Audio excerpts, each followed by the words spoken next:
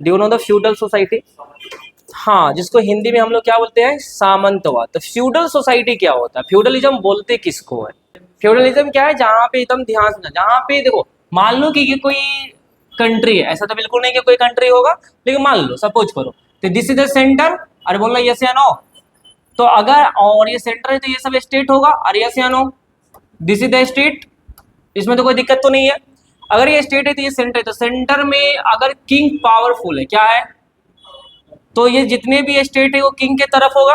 अगर किंग क्या हुआ, ठीक है, तो ये अलग से अपने आप को क्या घोषित कर देगा, इंडिपेंडेंट। अरे हाँ, ये ना, और ये सब अपने आप को इंडिपेंडेंट घोषित करके ये लोग क्या बन जाएंगे,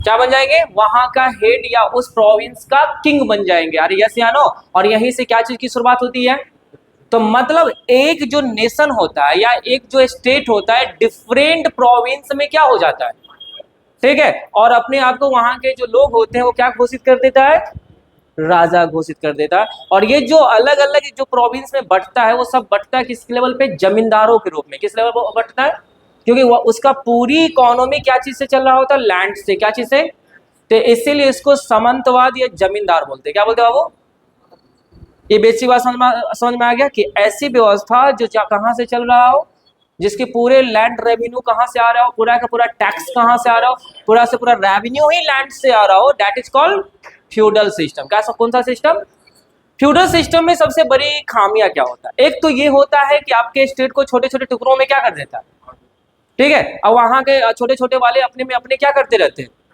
ठीक है, फ्यूडल सब फ्यूडल ऐसे ग्रुप में वो बढ़ जाता है। दूसरा सबसे बड़ी विशेषता क्या होता है उसका, कि हाँ सेंट्रल गवर्नमेंट यहाँ में बिल्कुल नहीं होगा, अगर होगा तो वो नाम मात्र की होगी, उसका कोई बात, बेसिक बात समझ में आ गया।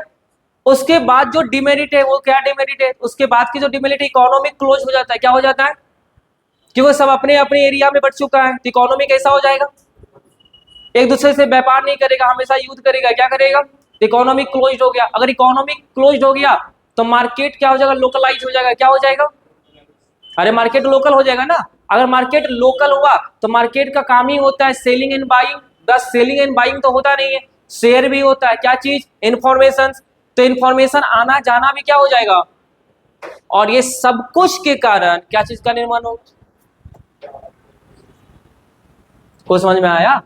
अब यूरोप में ये फ्यूडल सिस्टम क्या होने वाला था, और याद रखना फ्यूडल सिस्टम में ही महिलाओं का कोई अस्तित्व, इस बात को हमेशा लिख के ले लो। जहां भी सामंतवाद है, क्या है, और जहां भी फ्यूडल मेंटेलिटी का लोग है, ठीक है ना, वहां पे वुमेन्स का कोई भी इज्जत या सम्मान बिल्कुल नहीं होता, कोई भी रिस्पेक्ट बिल्कुल नहीं होता है।